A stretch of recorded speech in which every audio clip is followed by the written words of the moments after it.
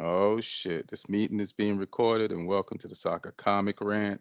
I'm Ian Edwards, and if you want to watch, you can watch at Ian Soccer Comic Rant Edwards or Ian Edwards on YouTube. If you listen to Omni Studio, iTunes, allthingscomedy.com, where there are a host of other comics with their own podcasts, like Bill Burr, Bert Kreischer, Tom Papa, Breaking Bread, which I just did the other day. Ryan Sickler has his own podcast. Bobby Lee, you name it. And there's a bunch of female comics there too, but their podcast, Bert and Bill have a podcast there too. So, just go to allthingscomedy.com and check out their podcast there. And I got to check, but we might be back on Spotify. I got to check. Uh, our sponsor is onthevalleyapparel.com. And if you go to onthevalleyapparel.com, there's tanks, tees, hoodies, sweatshirts for men and women. And use my promo code. You get 20% off. Promo code is Comic Rant. So go to onthevalleyapparel.com.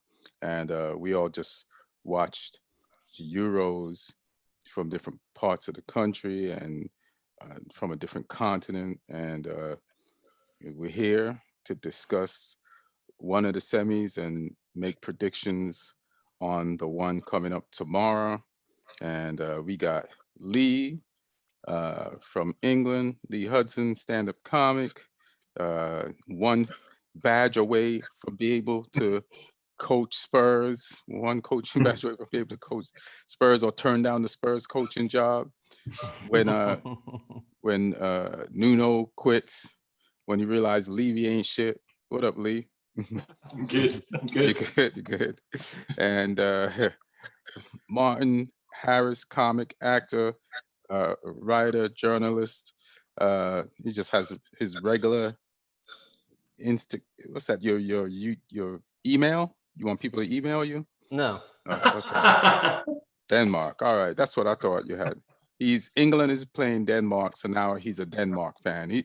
Always a Denmark fan. Hopefully, you're gonna be the one person to become. England's gonna make you a fan of so many teams by the end of this tournament. I love it. So, welcome, Martin Harris, and pleasure. And we got Neil Chakravarty, comic from San Diego by way of India, and Chelsea fan. And let's just say, I don't want to take Martin's line, but he does not favor like Chelsea players of Brazilian descent as much as he should. And Martin, you can address Neil on that right now. Well, I mean, the theory is that is a rumor that's circulating.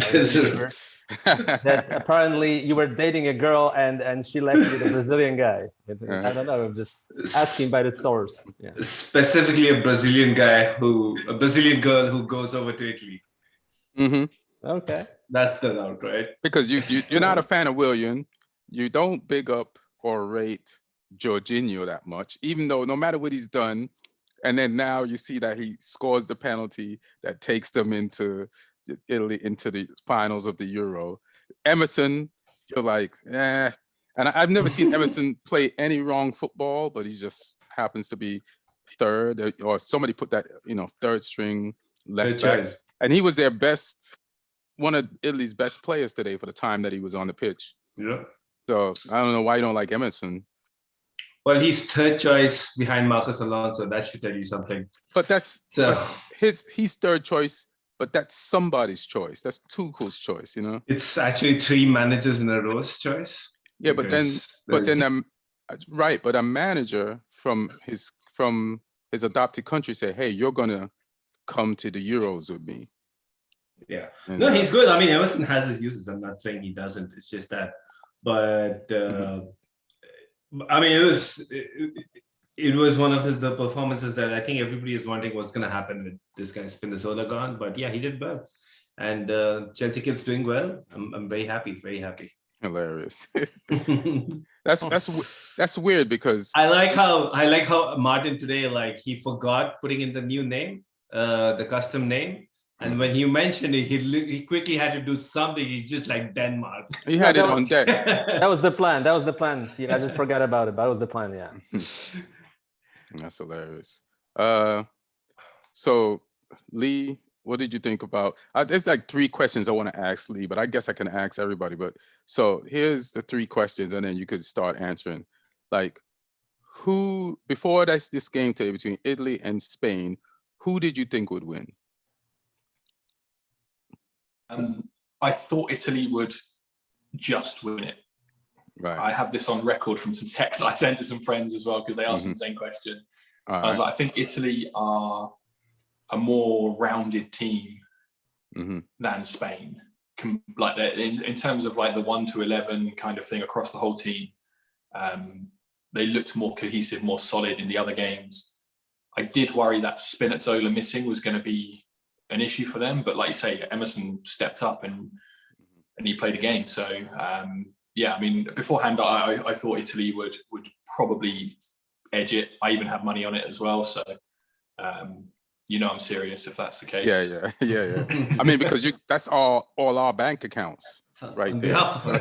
That's on behalf of you know, we've all adopted your bank account as that joint betting account. Your betting pool as our joint betting account. So yeah, you got to take care of our kid. So Lee, who did you want to win? I mean, I wanted Spain to win just because I tipped them for the tournament at the start. I said they were my like outside pick. So I quite would have liked that to be true, but I think they would have had more weaknesses that we could have exploited if we beat Denmark. So this is where we're different. Right now, we have the same answer. Like, Italy is who I thought would win for the same reasons. Who do you want to win is the same answer. So, and then I was going to ask you, who do you think would be the best opponent in case England goes through against Denmark? And you're saying Spain would have been, but I think Italy would have been. So that's where we differ. Yeah, I think we've got. It would have been interesting to see if we, should we get to the final if Spain have made it, because Spain want to dominate the ball. They want to be the team on top, and I think Southgate is quite intelligent in that he can set us up to dominate on the ball when we play certain teams, but he can also set us up to counter-attack. And I feel like we could have counter-attacked the shit out of Spain if he would set us up right, which I think he's shown so far that he's smart enough to do that. So if, and it's still a big if, we can get past Denmark and we play Italy, I think Italy will probably let us have the ball more. You think so? I think so. Like today against Spain, they could sense that Spain were vulnerable on the counter. Spain had more of the ball. Italy's goal was a perfect counter-attack as well.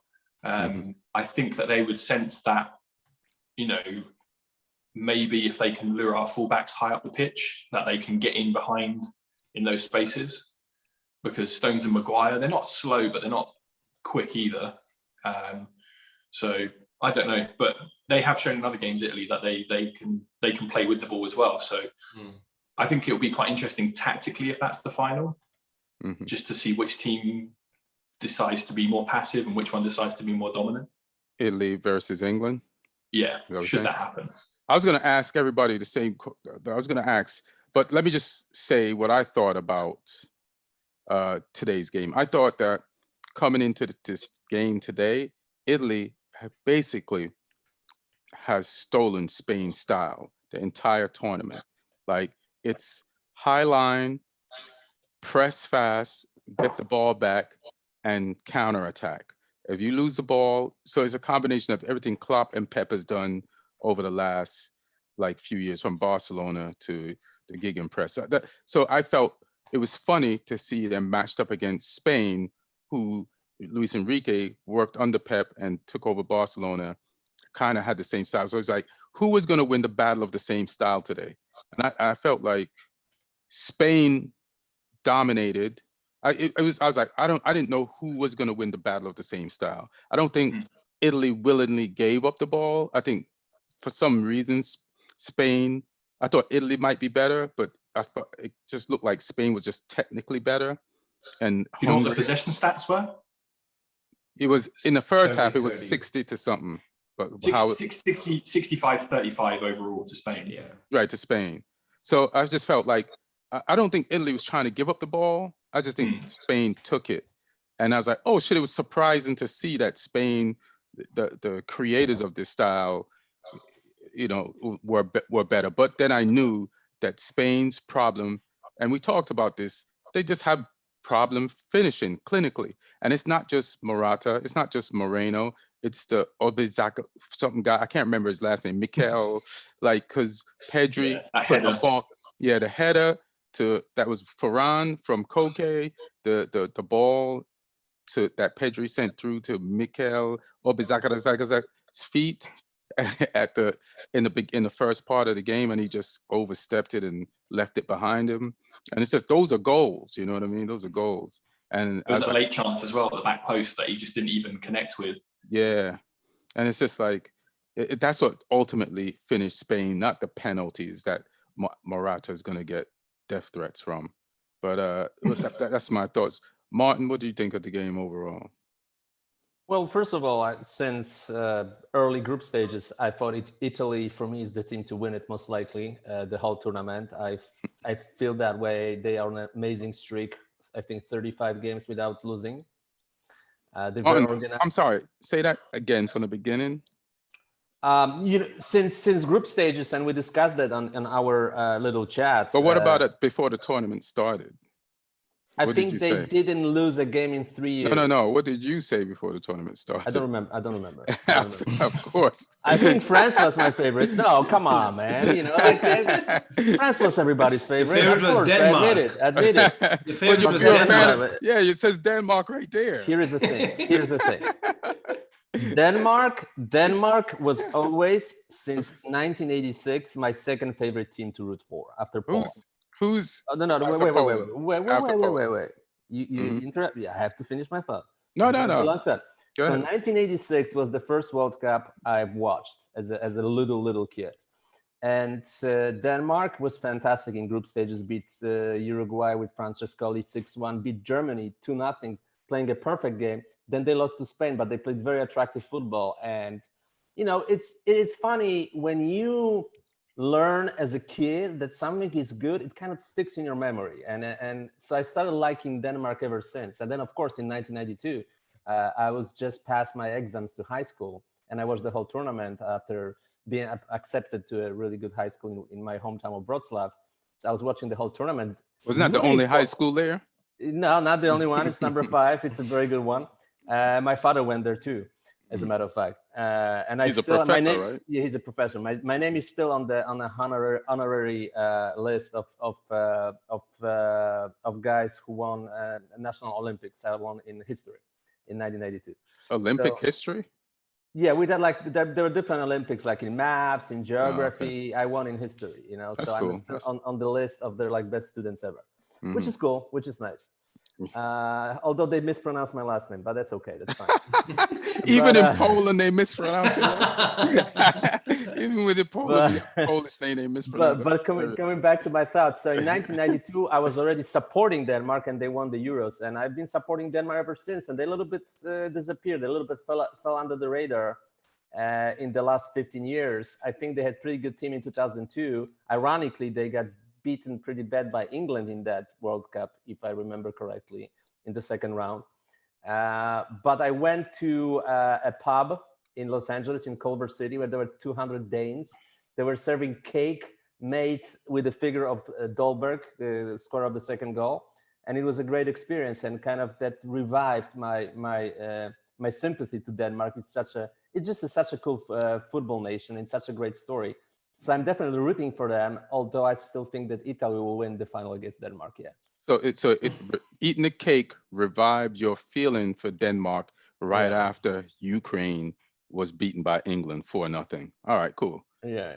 Mine didn't say anything about this love for Denmark pre-tournament. Affinity or anything. It was very quiet. Yeah, it kind of brought back the memories, you know. And right now I'm on board. Brought back the memories. Sleeper cell Denmark. I'm on a sentimental freeway with Denmark right now. I guess you're gonna get real sentimental with Italy on I Sunday. think Italy will win, but I will root for Denmark. But I do not dislike Italy. I like their manager a lot. I think he's a great manager and great guy. I like what they do. I like how they have a pretty. But Martin, did you answer the team. question? I'm getting there. Who did you think would win this game? I was thinking. What did you think of this game? Like I said, from the group stages, I picked Italy to win it all. So I picked them every game to win, and I thought they're gonna win with discipline. I was kind of surprised they conceded the goal the way they conceded 10 minutes to go. I thought 1-0 will be the end result. I think that's how the game will end. But somehow they did concede. Spain were able to outmaneuver them defensively. Could you tell them what you told me when Italy was up 1-0 and it was 73 minutes gone in the game? Tell them what you told me, and then tell them what I told you. I just did. I thought it's gonna end up the way it was, 1-0. All right. And then what did I tell you? Well, you said that the Spain can score at any time. But not just that. I told you, you said Italy is professional with their low block. It's old school Italy, and Spain's not gonna be able to score through it. And I told you, Spain can carve up that low block. It's just that will they put those chances when they carve up the low block away? And then immediately there were 2 chances by Spain, and I looked at you and I said, I told you. And then on the third one, Morata put it away. So True. No, they were able to do it. They didn't score more. I think they made a mistake with the substitution of Thiago Alcantara, who didn't have a good game at all. He pretty much misplaced all his passes, and it wasn't a good performance. Even you could see on the cameras when they were showing Luis Enrique on the sidelines, he wasn't happy with Thiago Alcantara. I mean, he didn't have an amazing season for Liverpool, and he didn't have good Euros either. There's a reason why he wasn't playing, and it's a player who won everything in football pretty much, and is a remarkable talent. But the substitution he gave pretty much shifted the game, because in the first part of the overtime, I was really worried. Spain was attacking, Spain was dominating. Then Alcantara came on, and they kind of lost control of the game. I thought they had a chance to put the game away in the first overtime. They didn't do it, and then they paid the price, because I believe in this theory. It's not like it never happened, because Argentina did win 2 penalty shootouts in a row in 1990 when they went to the final. They beat Yugoslavia in quarterfinals, and then they beat Italy in the semifinals. But I feel it's extremely difficult, because of luck, but not only luck, to win 2 penalty shutouts in a row. Because guess what? If you win a penalty shutout, like Spain did in the previous round against Switzerland, whoever works as a scout, whoever is on this Mancini's camp, definitely they studied those penalties. They definitely did that. Spain didn't win that penalty shootout. Switzerland lost it. Like Spain against any other team would have lost that shootout. They did not work on their penalties after that shootout, and they cost them this game. But I just want to get to Neil and ask him and his platinum headset, like, what do you think of the game?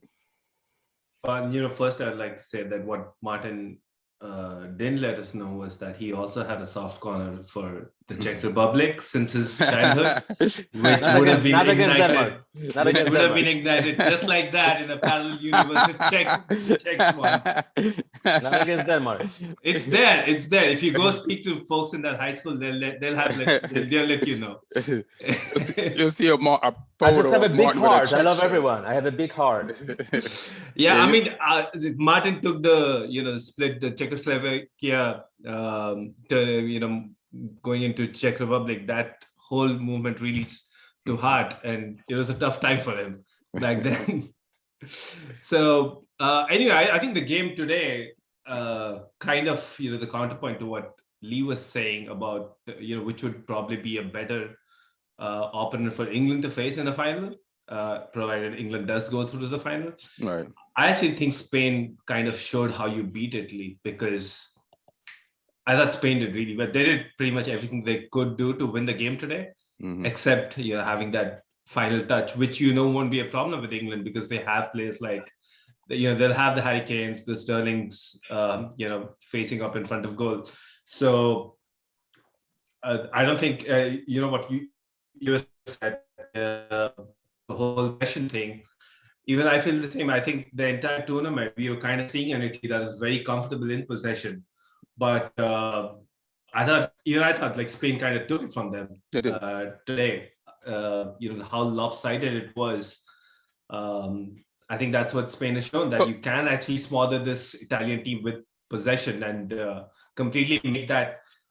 For example, you see somebody like Pedri today. I think we should talk about what Pedri as an 18-year-old has done in this tournament. And both linking up with deep midfield with Busquets and with the forward line, like he and put a midfield of Jorginho, Barella, and Verratti is not easy. Whoever faces Italy in the final, that'll be their biggest challenge too, to dominate that Italian midfield. And I think Spain kind of showed how you can do that. Right. Well, man, what did you think I said? Because that's what I said. Yeah, you're saying something kind of similar. I was kind of saying, like what Lee was saying, that Spain would be an easier team to play, but I feel even as they've gone out, they've kind of shown you how to beat Italy too. Yeah, my only thing is England doesn't play that way, the way to beat Italy. So hopefully England can find another way to beat Italy, which is like, another way to beat Italy is like Italy played a lot of teams that aren't as good as England as far as scoring and finishing, that did counter Italy but didn't get any goals out of it. So I guess the way we've been playing is, which is kind of defensive except against Ukraine, is unless we don't play like Spain, we don't play like Italy. So we're gonna have to figure out our way to beat them. I read a really interesting article in The Athletic the other week saying how there's this scouting and analysis center at the FA headquarters where, like, especially for tournaments, they'll start gathering data and info on all the potential opponents, like well in advance of the tournaments. All through the qualifiers, they'll look at all the major nations and then they'll analyze them in real time as the tournament goes on as well. So that we have a plan no matter who we come up against, because there's always a short turnaround in the tournament. So they're prepping for everyone. And as soon as they know who they're playing, there'll be a file that's like, this is what we know. This is how they play against this type of team. This is how they play against this type of team. This is where their weaknesses are. And I mean, it's worked. The guy who leads it is actually a former rugby analysis. Oh yeah. Guy. He worked with the British and Irish Lions team, I think it was, and then he ended up, or might have been the Welsh team, and then he's now heading up this department. But he's just like a pure like data and analysis guy who like has other people under him who are more football oriented. It's interesting. I love that. It sounds like so Born Identity, or just one of those movies where, they're looking for the guy. I want all the cameras in town picking up the facial recognition. I want to know where he sleeps. I want to know where he spends his boyfriend, his girlfriend's last boyfriend. And then they have all the data on the screen, and then they just try to locate. Yeah. And somebody has like a USB. This kind of This is forget about what you just did. This is your next mission. You go get it. Yeah. They have so many. So I like the sound of that. I mean, we go ahead. It was a great game though. Like, sometimes some of these games, like really high stakes, it can get a little dull and cagey, but this was exhilarating football all the way through.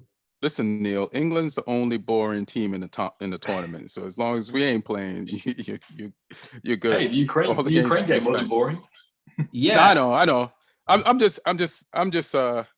We've been boring, but I don't mind it because of the result. Yeah. I mean, I sometimes find like the way Spain plays, like the whole possession football, I find that boring at times too. Like if it's not, if it's not leading to something, if it's not direct at some point, I find that pretty boring too. So, but that's not how Spain played today. No, but I think you can get boring in a lot of different ways, is what I'm saying. I see you. I feel you, but I think Spain hasn't like and it's funny to see Martin tell you no, because he's claimed that Spain has been kind of boring too. Like I never said that. You have not been always positive towards Spain. Oh, that doesn't mean that I found them boring. I'm not positive towards them, period. But that doesn't mean I found them boring. Just not a fan of Spain. Just not a fan of Spain. Oh, all right. But I feel like they created chances in all the games that they lost. They just, their problem is, I know they scored 5 goals twice, but it's just that you just need, the good teams ain't going to give you 5 goals. You're going to need 2. And it's such a conflicting tournament for Morata, who had some of the worst moments of the tournament, some of the best moments too, like his goal against Croatia, amazing goal. Today, the way he finished this situation, this 1-2 with who passed him the ball, I forgot. Alma. That was great. That was a great finish. He completely outsmarted Donnarumma. Donnarumma didn't know that he's gonna finish that way. Near post, He expected completely different finish. So Morata had those moments of brilliance, and there's a reason why he played for 4 huge clubs in his career. He played for Real Madrid, he played for Juve, he played for you guys, he played also for Atletico Madrid. He goes from one big club to another big club, and he won trophies. So, but at the same time, such a conflicting tournament where he was criticized for lack of finishing, where against Poland he scores a goal and then he's kind of invisible. In the first game against Sweden, he's invisible throughout. Then he has a great moment against Croatia. Martin, he wasn't invisible. That was the problem. He missed glaring chances, and you wish he was invisible. Against Poland, he was more invisible. Moreno missed the best chances, but I know he missed one chance actually. As a matter of fact, against Didn't he miss the rebound of the penalty against? He missed the rebound. Yeah. And that's the one he got death threats from. Yeah, probably. Yeah, but then he had this great finish against Croatia and today, and I mean, which one was the Croatia game? The one when he scored in overtime, extra time? 4-3. That was Croatia, and that's the thing. Like anybody that wants to send Morata death threats, it's like he scored the winning goal in overtime against Croatia, right? So then that gets you to this game, and Spain was down 1-0 in this game, and they were about to crash out the tournament. There was like 16 minutes left, and then Morata scores the equalizer. Against Poland. And if he didn't score against Poland, Poland would have won the game. Poland hit the post. Poland had chances. Right, so and if they lost to Poland, they would be out in the group stages. Yeah. I think it's something of a. I think this whole issue of not finishing chances weighs so heavily on him. Like we've seen strikers in the past who, I don't know a single top striker who doesn't miss chances, but the real, the great ones, the real top quality ones, they have this ability of like just not thinking about the last one and just moving on. But Neil, it's not just chances, because the way they analyze the game against Sweden, it's about him being passive for extended periods of time, and then sometimes he's not, and sometimes he doesn't do anything for 30 minutes, and his movement is lacking. Yeah, because he's thinking about the last one, right? I understand, but that's the most frustrating part with Morata, that he's almost like 2 people in one person. He can be this Morata, and he can be that Morata. He can be Morata linking up and creating, what he did today, and then he can be Morata from the second half against Sweden when he's hiding behind the defenders. I don't think he hides. And you don't know which Morata you're getting. No, they specifically put clips of film where he didn't look for the ball in against Sweden when he was not active for extended periods of time, and unfortunately that's what he does. I could say that about Harry Kane and a bunch of forwards. Harry Kane was pretty poor in group stages too. Yeah.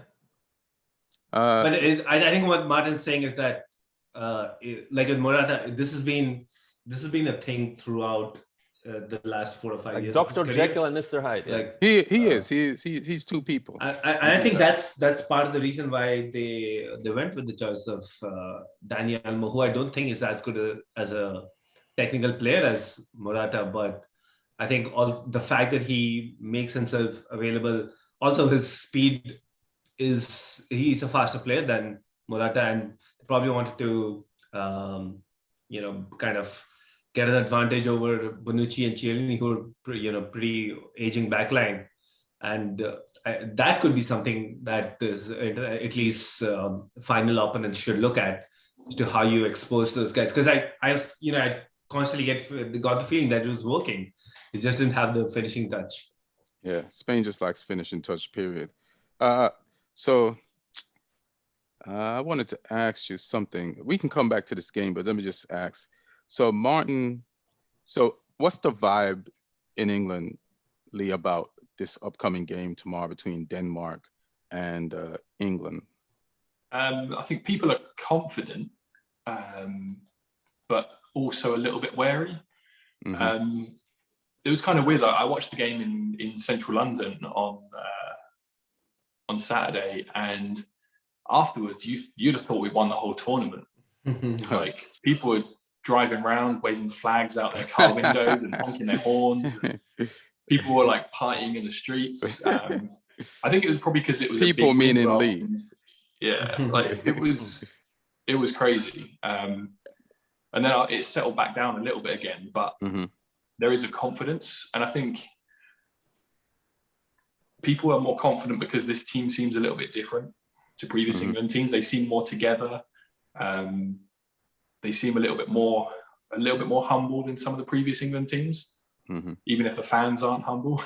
Because the fans are the same fans for the last 30 years. Let's not forget, guys, and let's not forget one thing. The Premier League right now is the greatest league in the world, and it hasn't been that strong and that much dominant over other leagues ever, probably in the history. And I would disagree with that. And it benefited maybe there was a time when there was 70s, early 80s. Yes. No. Recently, the Liverpool, Arsenal, Chelsea, Man United constantly getting into the finals of the Champions League. The 2000s. Okay. Let me rephrase that. Financially, English teams completely escaped the rest of the Europe in terms of, like, right now, even average English team has more money than AC Milan.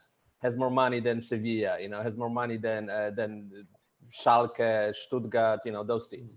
So financially, it's a completely different level, and I think it also benefits English players playing. With those players, there's just more quality international players who play for teams like City, and they play with Walker, Sterlings of this world, players at United like Cavani. Rashford is learning from Cavani in trainings. You have Harry Kane's and other guys, they also learn from Sons and Højbjergs. It's just more top international talent. Well. Yeah, it's just top international talent, and English players benefit from that, from working with those guys on a daily basis. Yeah, like we benefit from working with Sven-Göran Eriksson.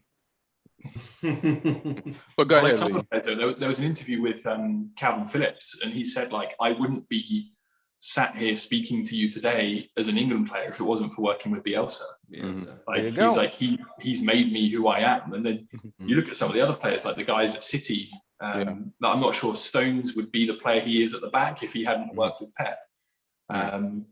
There's players that have definitely learned from these great coaches. But going back to the humble thing, though, there was. Did anyone see the interview with Kasper Schmeichel and the English press? Well, let me get to that first. Let me, because that's what I wanted. I just hope you saw that, because that shit pissed me off. But Martin, I'm not putting down what you said, because the moment Pep moment Pep went to Man City, all I thought about was England players. I thought this is going to be tough for Man U to win the title with Pep there, but this is going to be great for English players to have a coach like this. And then we just had Ancelotti there in England. We just had we have like Klopp there. We have other greats like Solskjaer. Well, I think 2018 was actually the first. It sort of broke a little chain that Pep had going. So if you look, like, Spain won the World Cup in 2010. Right. Like, who was working with most of that squad? It was Pep, Guardiola.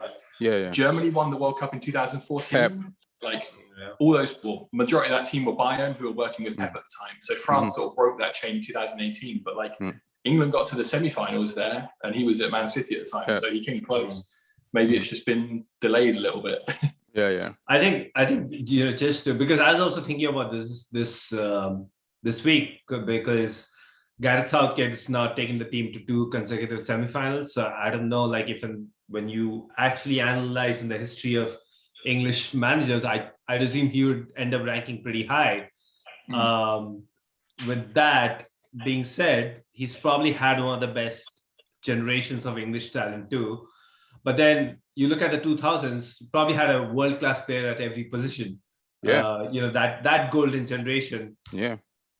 But I would say this team is deeper though. Yeah, you're right. Probably better squad depth. And also I think, because, we've heard about this from folks like Ferdinand, Lampard, Gerrard, that English team was pretty much at loggerheads with each other. I think this time, this group of players, most of them, they've come through the ranks at English youth levels. A lot of them have come through them together. They have very similar experiences from like academy football, playing, Premier League 2, going on loans, getting different experiences, and now playing at a high quality level in the Premier League. So, and both Gareth Southgate and Steve Holland, the coaching staff are also, they've had that same journey. So I think that's the key difference. Like now this team actually plays like how you'd want your club team to play, like, everybody pulling in the same direction.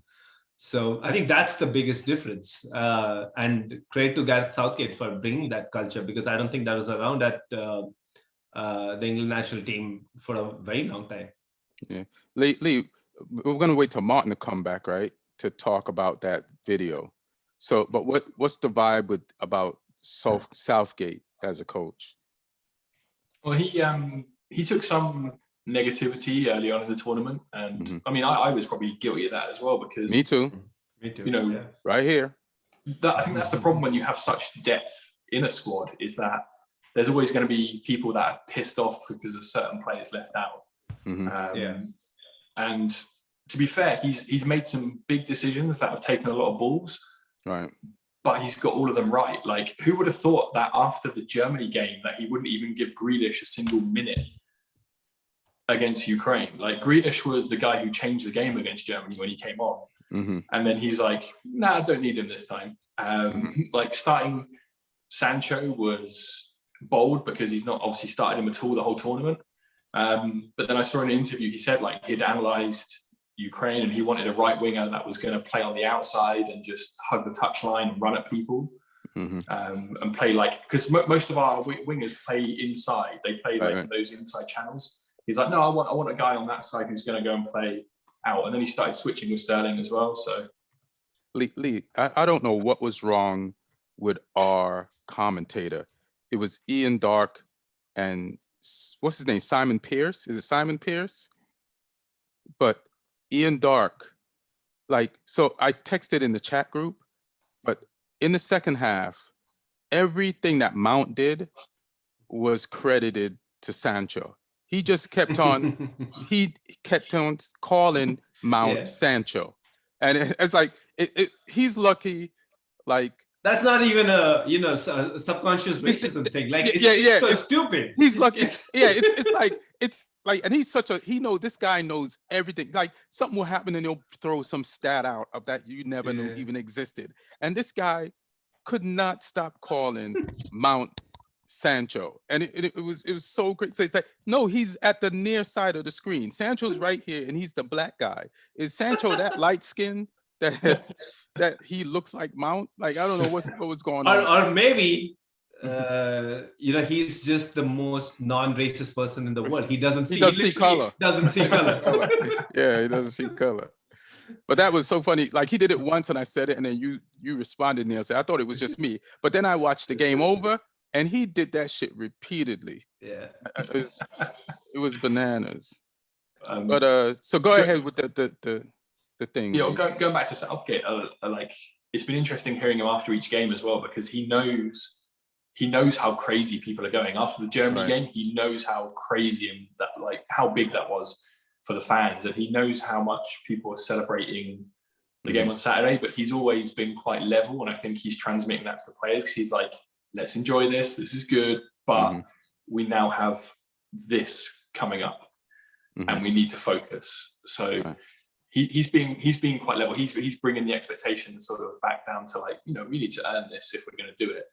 And I think that's been good. Like, he seems to be doing everything right with the players, which, you know, it's great the way he's gone about it, because, like I say, he's taken a lot of criticism. I've criticised him. I think everyone in the country here has criticised everybody. him. Yeah. Like we criticized the FA for hiring him. Was it the FA that hires him? Like 4 years ago, and his first game, I think it was a tie, and it was like, ugh, look at that, it's disgusting. But also, Tuchel being the coach of Chelsea has helped me also appreciate Solskjaer, because then watching like Chelsea, like they've had some ugly wins this season, but then you get down to it, that these are results. They're 3 points. They get you into the Champions League. They get you into the final, and then he wins. And it's like, especially when you win Man City, and I didn't think they was going to win that game. It's like, who cares? So some of these ugly wins, like I think Southgate is getting the country on board with ugly wins, like, because everybody wants this Spanish, Brazilian, French football, and we finally have players who can do that. And he's even the French don't do that. Like the French team, and the French don't do that. Didn't use that to win the World Cup. They sit back. Yeah, and it's not easy to sit back, because the French sit back and they got knocked out against Switzerland. So like, and then like you said, I like what he's saying after every interview.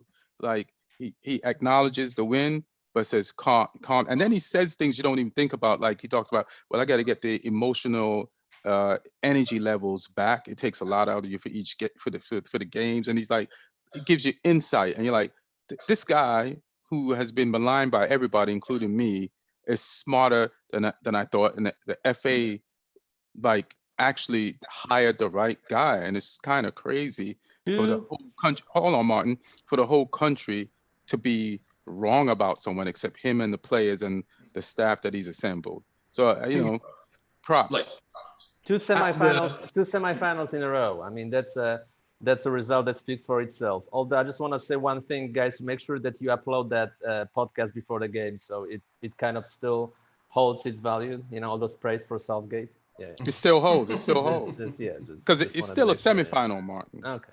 Yeah. I said it like in the early games after the England-Croatia game, and I think after one of the other ones, that like tournament football is about peaking at the right time.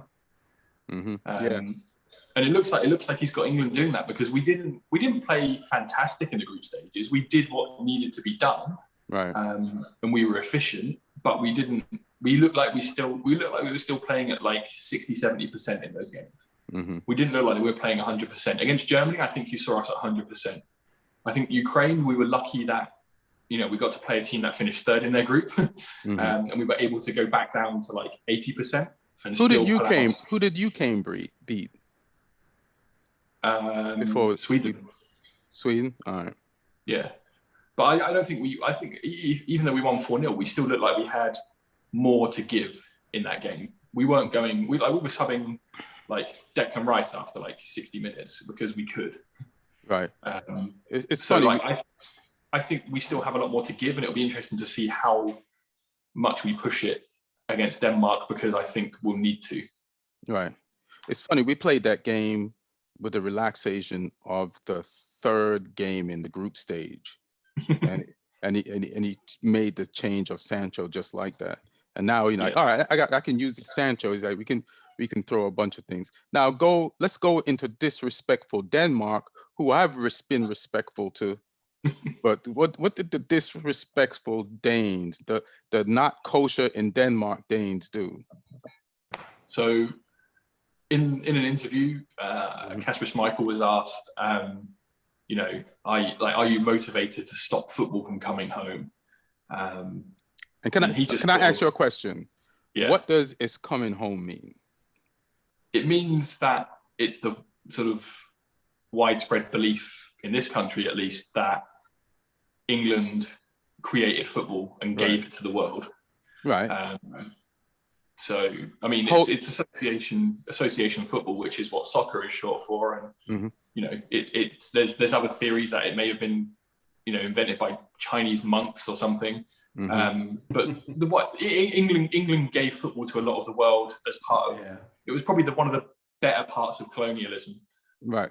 So that's what it's coming. So it coming home means, it doesn't mean we won titles. It means it's coming home. The title is coming Football's back coming home to the place where it was invented. So go ahead. Yeah. I just want to be clear, so I can be. I want to be my anger to be legit. Yeah. but then he said like, oh, but have you ever won it? And then someone brought up, oh, England did win the World Cup. He's like, yeah, but this isn't the World Cup. But I think, and Højbjerg had that fucking smirk on his face. I love him for that. I think in a way it's kind of smart because in the last World Cup, Croatia really played on that phrase before the semi-final. Croatia said that it hyped them up, like it annoyed them that there was this whole, I think England is saying it's coming home. And Croatia have even come out and said since that they knew it wasn't a serious thing that England was saying. It's like the whole Michael Jordan thing in The Last Dance, where he's talking about using things to psych himself up that don't actually exist, but he's inventing it in his head to try and like motivation. But I think that's the right thing for Denmark to do in a way, because they're coming to Wembley to play. It's going to be, a home crowd pretty much. So they need to build like that siege mentality to think that the world's against them kind of thing, because they played well, but they're still. But the world's not against them. That the world's not against them. Even England loves them. Everybody loves Denmark because of what happened. So you're building the siege mentality, and the world loves you, and English players love you, and everybody. So now you dissed players you play with, who had nothing to do with this shit. It's the dumb media. And then you're like, like that look on your face, Højbjerg, even though you didn't say nothing, was worse than why what you keep talking about Højbjerg? Because that look on Højbjerg's face was so disrespectful. Like Højbjerg, you could not start for England. All right, that's your interpretation. You don't always start for Southampton when you were there. And you had that fucking look on your face. The players didn't do none of those guys on England's team ever did nothing to you. They welcomed you with open arms, and you sat there in disdain. So fuck you, Højbjerg. Oh, I actually loved it. Even though I want England to do well, I love that quote from Kasper Schmeichel, and it makes sense that it's somebody like him who said that. Experienced pro who's done it all, won it all. He's been in England for a very long time, so it's not just some punk from who's never played in England. He is a punk because he's living off his dad winning that thing and being the player of the tournament. Like, get out of here, I don't think we can say that anymore in 2021. I think he's done enough. He's one. Listen, I always root for Leicester when they're in the final of something. And the Man U is not involved. Leicester is the dead mark of England. Basically. So it's nothing but love to Denmark all tournament. But to see their players, right, who's been. But I mean, they have to. Like, they don't have an obligation to be nice to the English, right? But you're dissing teammates. But they're not teammates anymore. In a country, they're not teammates right now. Well, I hope so. I hope so tomorrow. That wasn't in malicious. It was actually pretty funny. Like it was funny. The way he just listen. Tomorrow, but Chiellini was funny I hope all night they just project that on every player from England's bedroom wall. Ian, that pause. That pause before the punchline. Come on, you should appreciate that. Yeah. Also, listen, guys. Like in every category, I invented it, and I think you just hate it because it's that damn good. No. First of all, it's very good. I mean, with Neil. Second of all, Danes are, like officially the happiest nation in the world. Like there were tests everywhere.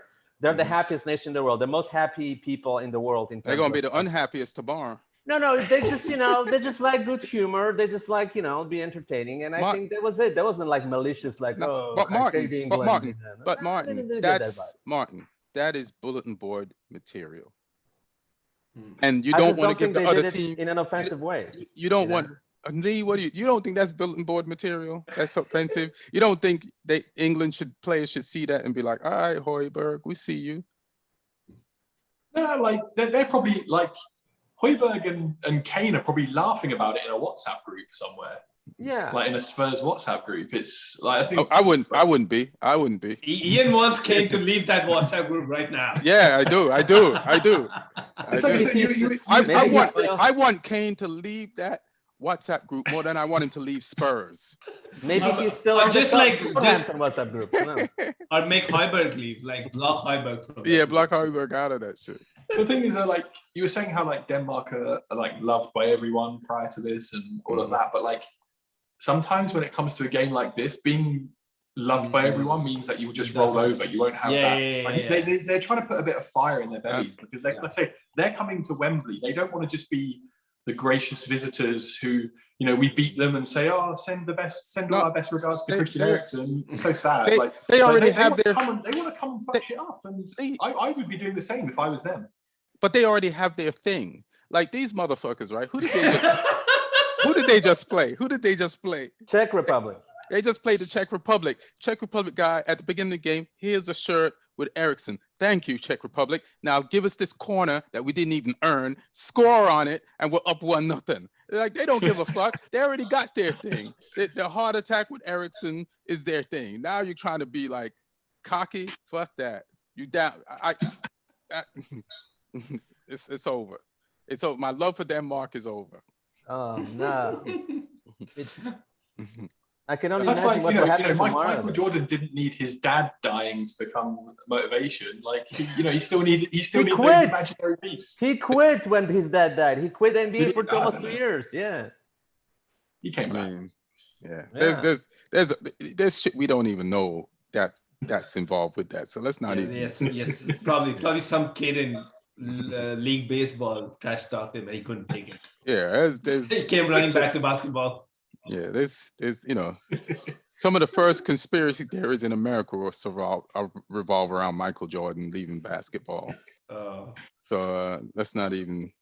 But I will say though, I think it's good that both camps are a little. I mean, they talk as if they know how big this means. Like with whatever Kasper Schmeichel did, and even from the England camp. The media, the Lee was saying that the fans are really living it up and going at it. I think they should. Like England fans haven't had a lot of good moments over the years. So don't remind us. So if I was there and supporting England, I would go crazy at every because that's what sport is about. Like when the team wins the cup, the trophy, every individual fan isn't really getting anything out of it. It's not something that goes on your resume. It doesn't go on your record. The only things you have are these 4 nights of where you won a knockout tournament. So you better live it up. Listen, guys. First of all, England is big favorites. They're under the pressure. Denmark, no pressure. They're the underdog. There's no pressure. No, wait, let me finish. So all the pressure in the world is on England. Means you should finish. You don't let me finish. Yeah, means you should finish. Don't let me finish. So all the pressure in the world is on England. Let's see if they can hold on to the pressure, or they will be surprised by Denmark, who has nothing. They have nothing to lose. They already exceeded the expectations. That's their second best performance ever in the major tournament after winning the 1992 European Championship. That's the second best performance of all time. So they're already done very well. They will be welcomed as heroes in Denmark, So all the pressure is on England. Martin, you sound like you're Taylor Twellman. It's like this is some American thing. I would like to have his money. This is some American thing where, like, this is why I'm a contrarian in my comedy. It's like, so here's this thing. I'm watching Taylor Twellman's like, who is the pressure on? And every journalist, who is the pressure on? It's like, what? It is. Fuck pressure. Like it doesn't even have to exist. Like some chick, she was telling me I'm gonna do Supernova, which is a big outside show in the middle of Hollywood, and it's like fancy. And I'm like, it's a regular set. Like if I'm to be honest, man, like I don't even like it takes time to learn that things don't have to be pressure. You know what I mean? First of all, like England, this is what England players need to know, that win or lose, you're going to get criticized. So It doesn't fucking matter if you win or if you lose, because you're gonna be criticized. So then, what is the pressure? Like, because it's a big chance for England let me to win finish. finally. Up until yeah, I know, but you're trying to put this pressure on them to make the game harder for them, to make you, because you don't want them to win. But why should we accept this pressure from you? You know, that you're that you're trying to give. Like, we made 2 semifinals in a row. There's nobody in England that's gonna be upset with this team. There is no pressure. There is no, to be honest, pressure is an energy that's created and believed in by fools. Fuck that. We good. Okay, we're in the semifinals. Well, you talk often about winning things and trophies, you know, and you hold it against Tottenham that we didn't win trophies, although we finished second. But I'm only saying, to make fun of you, and because, listen, here's the honest thing. When I was growing up in Jamaica, all I saw was Tottenham games. Garth Crooks, Glenn Hoddle, Brooks. They had black players, and Glenn Hoddle was one of England's greatest players. I liked Spurs, but only since I met you have I disliked Spurs. So Martin I didn't dislike Man U before. So Martin with Spurs was your Kasper Schmeichel with Denmark moment. Yes. I had Tomasz Kuszczak goalkeeping jersey, Man U jersey. You know, Man U jersey. Which I had to bury him later. Oh no! You can't now win back favor. And I like David Beckham. No, I like Steven Gerrard. It's hard to be a Man U fan. Yeah. Like, how could you not like Steven Gerrard? Like, he was the man's man of the game. Like, I still like him. I think he'll be a great manager, and he already shown that he can be. I mean, this England team has a chance. That's what I'm trying to say. You know, it's a huge historical chance for England to win the first trophy since 1966. I wasn't even born. No, but none of us were born when England won the last trophy. I mean, even I wasn't born back then. You sure? Yeah, that's one thing I'm sure about. Yeah. I think it was surprising, like when Lee's explanation to whether it's coming home is the right one. I was just surprised that a journalist who is in the business didn't know he should have said that to that statement. Yeah, like he kept going about, oh, we won it in 1966. Like that was just such a half volley for Kasper Schmeichel to hit it against. So. Yeah, that response only. Kasper went fishing, and the journalist took the bait. Yeah, exactly. You're a football journalist. You should say, hey, that's not what it means. You know, it means it's coming home. Because he created the game of soccer. Yeah, and that's all you have to say. And then Kasper would have looked stupid, but the journalist cranked up Højbjerg's dumb smile, so that pissed me off. He didn't do anything, Højbjerg. Well, first of all, Højbjerg is the best defensive midfielder of the tournament, and thank you, Lee, for selling him to us, because his price went up at least twice ever since. But let me tell you, Shane's never played like that for you, though. Huh?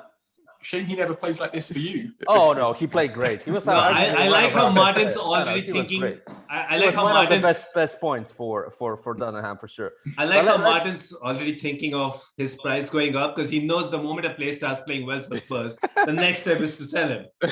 No, it's fine. We're good. Højbjerg is really bright spot, and he really impressed everybody. His control in the middle of the park is amazing. But let me tell you this, speaking about England chances since 1966, I would say, except of this team, there were only 2 teams that had a chance to win it. I think the 1990 team was really good when they lost the penalties to Germany and they had chances they could have won that game. I think that was a chance for England. And I think, not sure about 96, but I think 2002 when England lost to Brazil in kind of a dramatic fashion. That was the team that could have won it too. They didn't have the mentality. You sure? I saw them. I mean, that entire 2000s, I think every tournament they went into, they should have. Yeah, it was a golden generation, but then they just got older, and they didn't have the good managers. Like they had managers. Yeah, terrible managers. Like I was talking to my the homie Lloyd, and he's like Jimmy Floyd Hasselbank, right? Like was on the radio in England, and I don't know if you heard this interview, Lee. And he's like Southgate makes a plan and sticks to it, and he's not swayed by the media.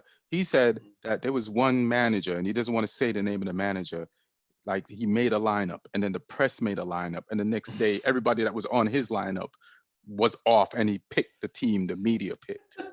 You know, so it's like we've had managers like that. You know, it's just like, and then we've had people we thought of like this is what a manager should be, and Southgate is exactly what we think when he first was hired, who you think a manager shouldn't be. But the more he does these interviews and the more he gets the results, you're like, this is what a manager should be, you know. And I guess he starts the team defensively because he was a defender, and you know, good.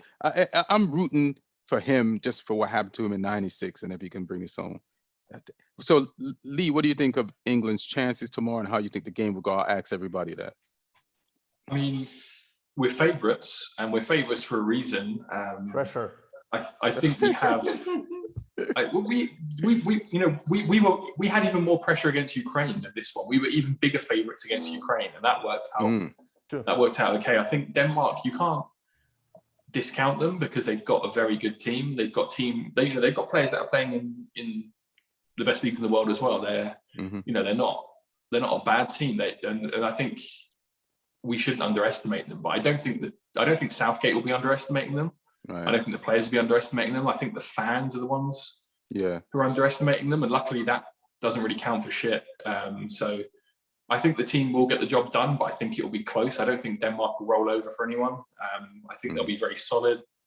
They got a goal threat. Dolberg looks like he could score. Poulsen's fit again. I like their midfield as well. Like Delaney and Højbjerg in there, just it's tough to break them down when those two are in there. Delaney's been linked with Southampton as well because Dortmund are trying to offload him. So yeah, I would take him in a heartbeat. Oh, he's really good, man. Yeah, but no, I think they'll be tough. I mean, they've got creativity as well. So yeah, I mean, is it Damsgaard, the attacking midfielder? His class. The guy on the left, Marla, who put the cross in for the second goal. That cross was the assist of the tournament for me. Outside of the boot, ridiculous. So I think it'll be close. I think England will win it by 1 goal, possibly in extra time if it goes the distance. But yeah, I think a 1-0 or a 2-1. I think it'll be real close, but we'll scrape it. Doing what we need to do. It'd be interesting to see if we can keep the clean sheet run going as well, because it's crazy that we've got this far without letting in a single goal. And it could happen again, but we need to keep them quiet because it's like I say, it's. How do you think we can keep them quiet? Like what type of style are we going to be playing? I think just stopping them from countering is the big thing. So I think we'll have more of the ball. So if we lose it when we attack, the counter press needs to be on point. Like it needs to be aggressive. And I think he'll play the same system as the Ukraine game. I think it'll be a 4-2-3-1. I think he'll want 3 midfielders in there, even though Denmark play with a back 3. Ukraine played with a back 3 as well. Germany played with a back 3, and he's changed for each of them. Like he matched Germany up because he thought we were maybe not as superior against them, but he went back to the 4-2-3-1 for Ukraine because he's like, we should be superior.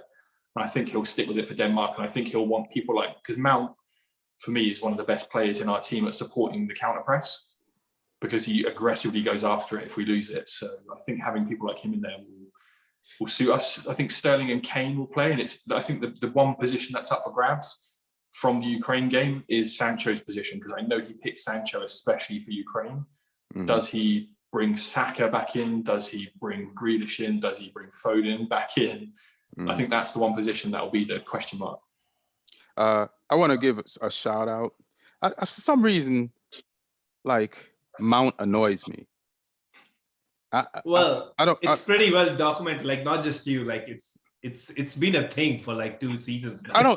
I kind of know why, but I kind of don't. But for some reason, he annoys me.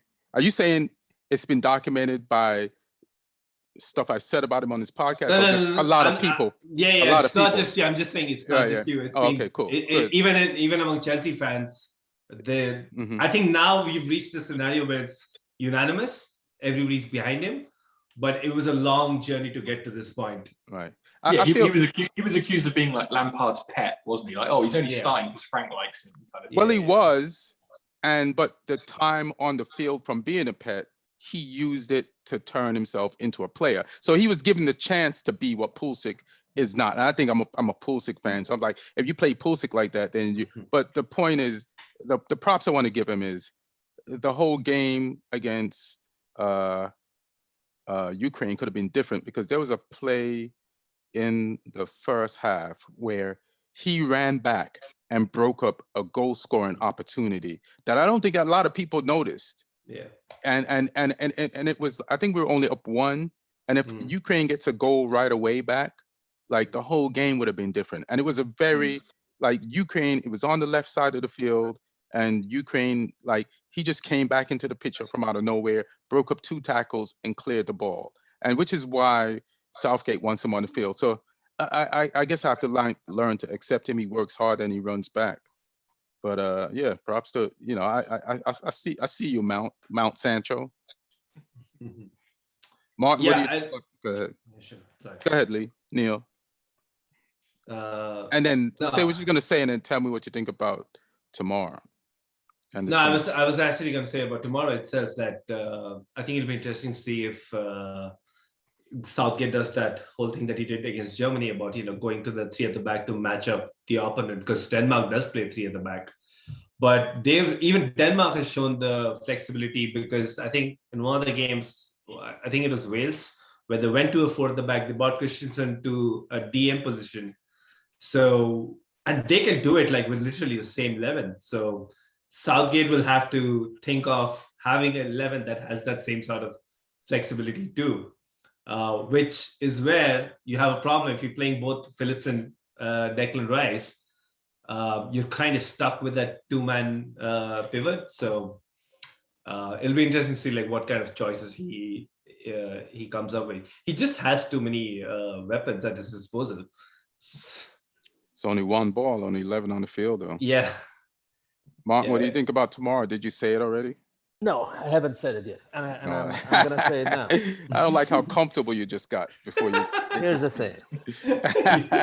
In life, but you guys don't interrupt me. In life, it's very important to enjoy things, to be in the moment, to be in the present, because things don't last too long, you know? So you gotta enjoy them. Like, for example, having England in the tournament, you gotta enjoy it, because it's not gonna be there next in 24 hours from now. So I think here's how it's gonna go down. It will be a very good game, arguably one of the best games of the tournament, and England will lose it on penalties. That's how I feel. All right, Martin, you made me want to kick some. I'm gonna kick some Denmark tires. I'm walking around this car. I'm looking to buy, and I'm like, so all right, you made it out of your round. You beat Russia. Was Russia that good? Everybody just no. Okay. So then, what happened? Who did you play after you got out your round? We beat them. Was it Wales? Yeah. So Wales. You're already saying we. Wales was decent. He's saying we now. So good. That's good. I want that on record that he said we. So here's where I'm really examining the tires of Denmark. So you beat Wales, who lost to Italy's second team. And I'm like, but at the same time, they didn't lose to Switzerland. That was a pretty good team. So that's my other tire I'm gonna kick. It's like Switzerland were up for it against France, but also France looked mad tired from that group of death. And they just like you know how Conte plays, and he just was not in that game as if but you can't compare games. Yes you can, because it's because like Denmark plays. Let me just say this: Denmark. You know how you just wanted to finish. Go ahead. You know, but Denmark from game to game plays better. Arguably against Czech Republic was the best game, and I think they played better against Czech Republic than England played against Czech Republic. As a matter of fact. I think they're on as England grew into the tournament, right? So it's Denmark. Denmark is also growing to the tournament. You know, the first game obviously was a fluke. You know, they would have never lost to Finland if if it didn't go that way. Then the second game against Belgium, they were a little bit unlucky to lose the game in the end. Unlucky. A little bit unlucky. They weren't unlucky to lose that game. The first half, they were playing on emotion without a Hazard against a team that didn't have a Hazard or De Bruyne on the field. As soon as they Belgium put in their first team midfielders, you could see that Denmark wasn't in their league. Well, I mean, Belgium is an elite team. They were one of the favorites to win the whole tournament. All right. You know, so it's an elite team. So I'm just saying Denmark is getting better every single game. Arguably, their last game was their best, in my opinion. So Switzerland, right? But their last game, they scored. So here's some more tire kicking. Their last game, they scored their first goal on a corner that didn't exist. Mm-hmm. And it's not like they blew the team out, and they won by 1 goal. And one of those goals is I think it's a very tight goal. Game, yeah. I think it's a very tight game. That's a tight game, and they might have went to penalty. Game? The last game. Czech Republic? No. Denmark was dominant. It was 2-0 at halftime, and then there were some great chances in the second half. But Martin. And Czech Republic is a good team. It's a good team. Martin, you're ignoring what I'm saying. They were up 2-0, but one of those goals shouldn't really have counted. Are legitimately. You sure? Yeah, because they scored their first goal off a corner, and it shouldn't have been. It's clear. I don't know what the ref was looking at, but that shouldn't have been a corner. And they scored directly off that corner. So I'm just saying, I'm just kicking some Denmark ties here.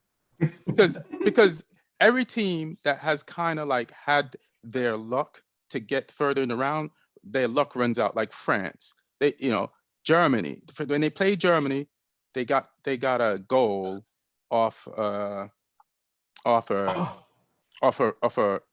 own goal. But after that, they ran into Portugal. They tied with Portugal, and then they tied with Hungary. Who did France beat in the first round? Nobody. Just Germany. Germany with the own goal. Just Germany on goal. And you see, and then they go into Switzerland, and it's like, France, yeah, they had a chance, but were they that good in this tournament? And Denmark, yeah, they're where they are, but are they that good in this tournament, or they had some luck? No, they're warming up. They're playing better and better and better and better and better and better. And Czech Republic, don't forget, beat Netherlands pretty easily. It's a very good team. You had them in the group. They beat Netherlands really easily, or did Netherlands go down a man? Is that what happened? Yeah, but they were better. I mean, Czech Republic won this game, without major problems. And also, don't forget, Czech Republic is Martin's second team. Like it's Martin's second team. Like I think it's his second team. Yeah. After Ukraine. Denmark is my second team. Czech Republic was my second team. And Argentina is always my third team in a major tournament. So those are the 3 teams I support. And of course, I think Denmark has a chance to win it. It feels that way. I still think Italy will win the tournament. But I think Denmark will win the penalties against England tomorrow. But I still think Italy will win the whole tournament. Denmark can win. Like they have a pretty solid. I think somebody mentioned Leicester City as an analogy, and that's literally what they are. And Leicester have shown that they can beat, the best of the best in the Premier League. So I won't be surprised. Yeah, I mean, it's funny. Like everybody's second team in tournaments usually is Brazil, because you're picking Brazil because you're picking a team that can win the tournament. Now, like when you pick Leicester, when you pick Denmark, you're picking them because you like them so much and they might win the tournament. They just have a chance. Yeah. So, Denmark, they can win tomorrow, but I'll still be proud of England because I ultimately said that I more expect us to win the World Cup than this tournament. But now that France is out of it, it does give me more hope that they can. And then Italy. Even Italy today, I was like, they're the exhibitions against Austria and Spain today. And I know teams can have off games in the tournament, but they I don't know. If England ends up playing Italy, and we have to talk about that before on the podcast, I'll express how I feel about that. But we're not going to have a podcast before the final, right? Because the final is Sunday. Final Sunday, yeah. Yeah, shit. So I guess, so I'm going to just say England all the way because I got nothing to lose. Who else? I said Italy from last 2 weeks. I continue to say Italy. I want Denmark to win it, but I think Italy will win. What you got, Lee? Honestly. I think, like I said, I think we'll edge past Denmark, but then I can see us valiantly losing on penalties to Italy in the final, and then Donnarumma gets like crowned player of the tournament or something. Hilarious. Jorginho. Oh yeah, so there's Martin said it before he left, and even on the BBC, there's like, could Jorginho be like the Ballon d'Or winner? What do you guys think about that? I thought he was underrated in what Chelsea did this season. Exactly. Is it because of everything that Neil said about him that made you feel that way? Yeah, well, even most Chelsea fans I know don't really they didn't really want him in the team this season. Like they wanted to go have someone else in there. Like he just does a job. He's a very, I think in terms of like game intelligence, his game intelligence is very high. He understands his role. He executes his role. He's underrated in terms of what he can do defensively. Yeah, but he looks after the ball really well as well. Like he's not the most adventurous player. Like he will just keep moving it backwards and sideways, but he keeps the ball, and then he does play forwards when it's on. But I mean, the guy pulled out a big performance in a Champions League final, and he's pulling out big performances in big games here. So he's done it. Like he scored a penalty at Wembley today. He scored penalties at Wembley for Chelsea previously. I think did he score the winning penalty or a penalty in the infamous Kepa refusing to come off final? David Luiz missed that day. So he missed in some other final though.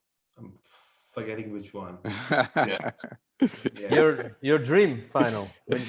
In your dream. No, Jorginho on penalties is one of the most. It took me a while to get used to what he does on penalty, like when he first came to the team. But I think since then, he and Hazard are two players who make me very comfortable when it comes to take penalties. What do you think about the goalkeeper diving so early today? Like people say that, but I've seen Jorginho take this kind of penalty often enough against every sort of goalkeeper.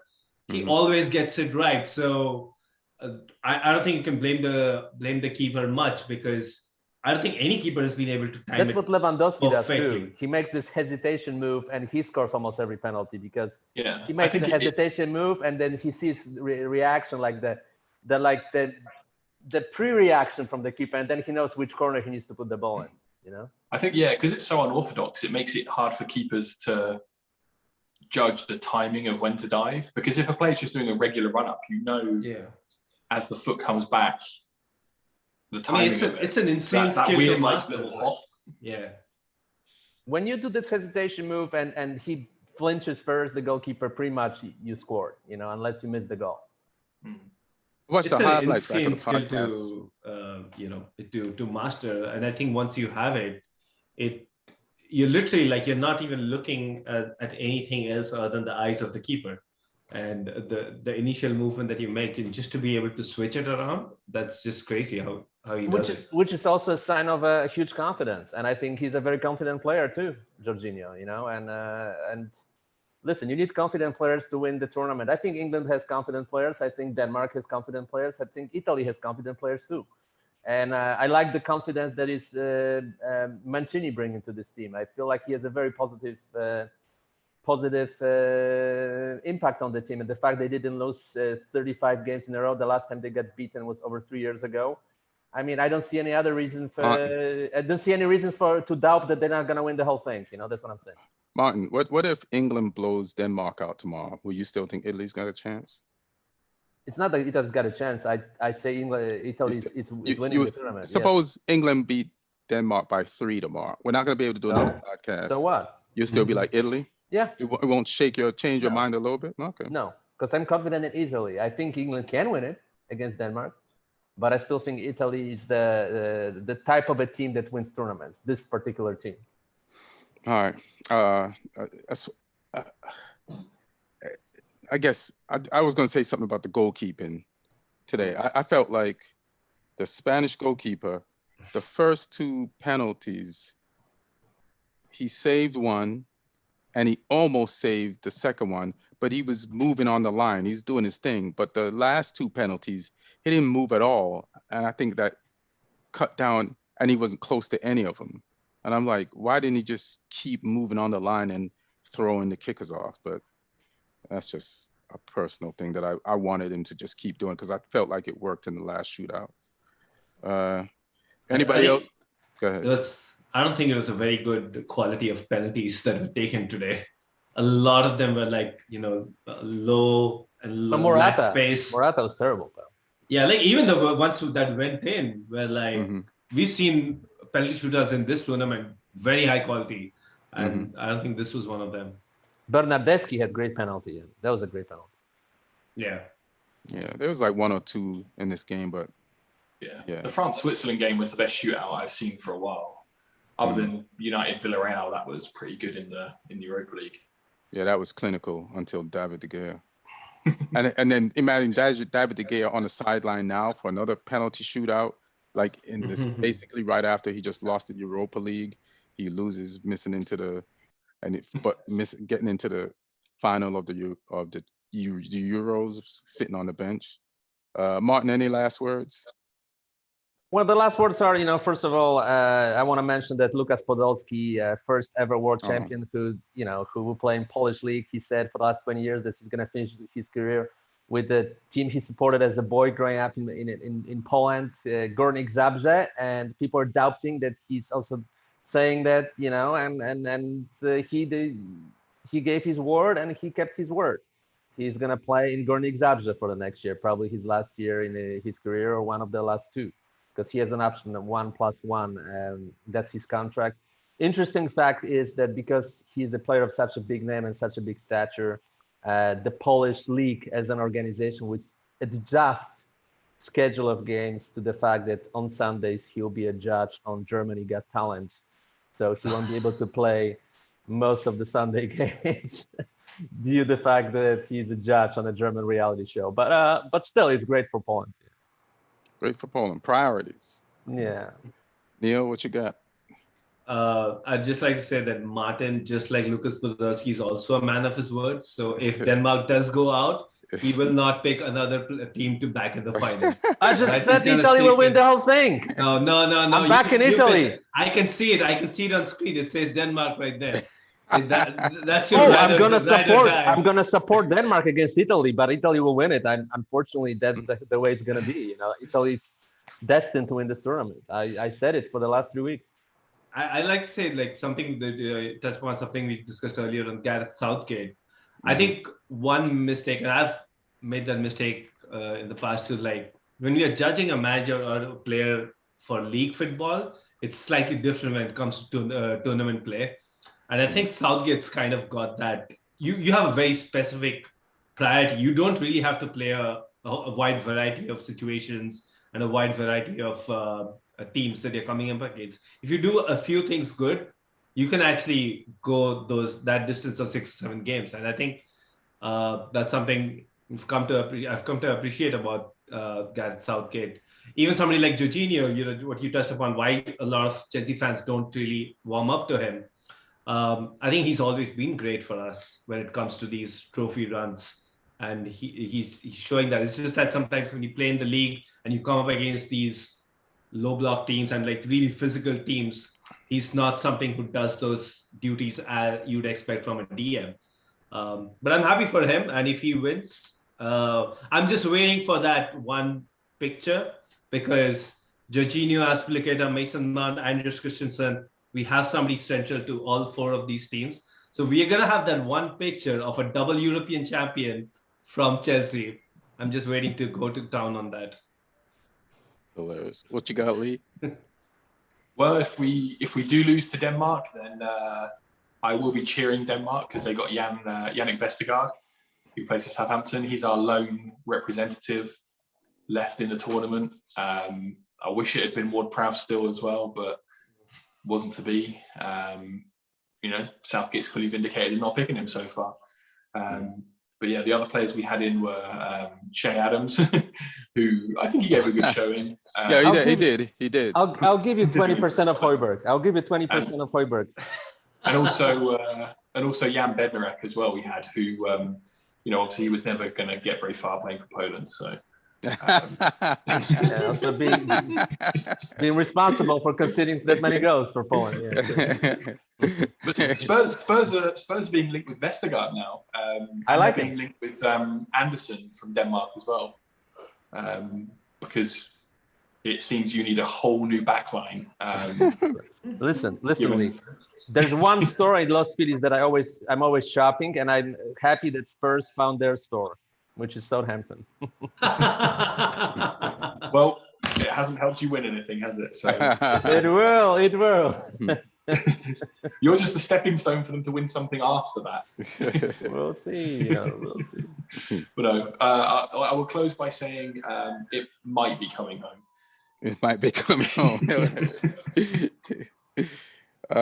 Shit. I just want to give Southgate props. I want to give Pedri props for balling his ass off, being an 18-year-old and like finding gaps in defenses and not coughing up the ball under pressure.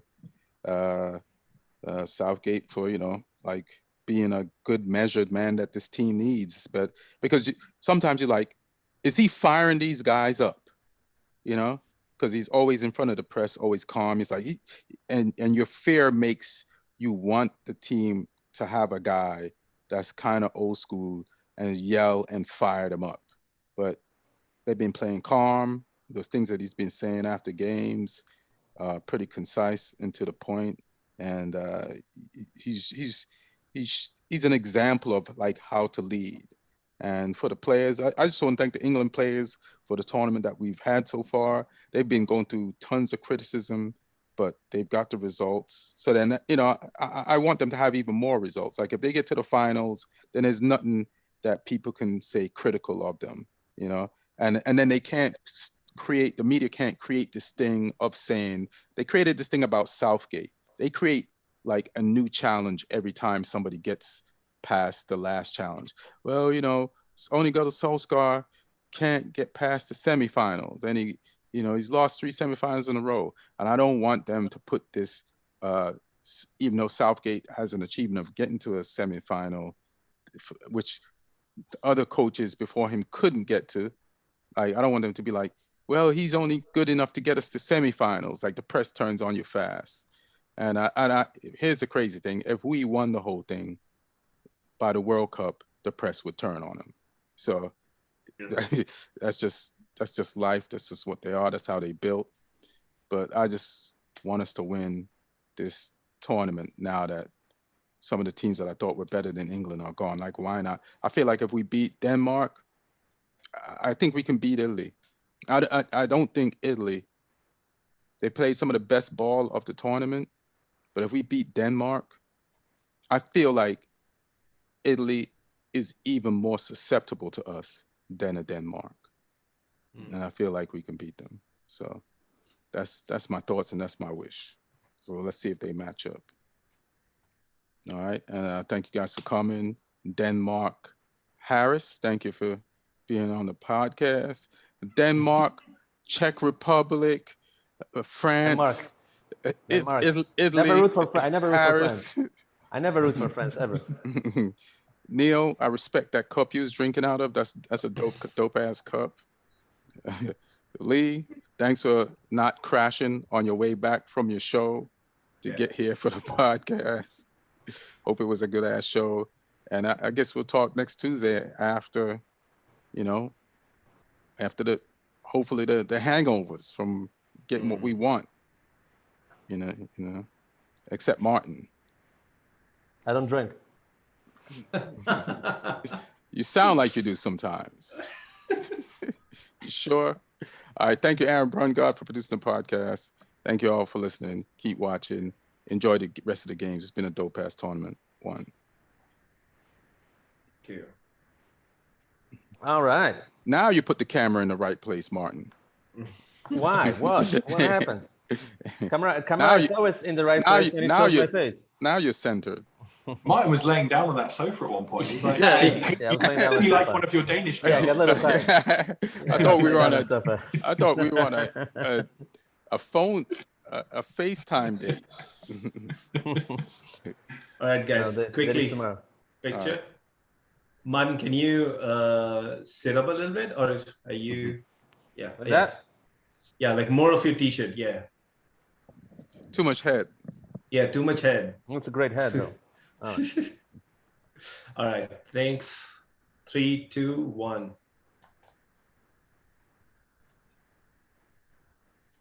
All right, got it. All right. All right, I got around, guys. All right. We stay in the group, in the chat group. All right. Good luck tomorrow, Lee. I'll see Thank y'all you. in the chat. I'll see you guys in the chat. Yeah, I'm I'll sure. see you in the Yeah. chat. See you in the chat right after this. I hope I see you in the chat. Let me tell you this. I hope I see you in the chat. All right, Brungardt. Good looking out. One. Cheers, guys. Cheers. All right. One.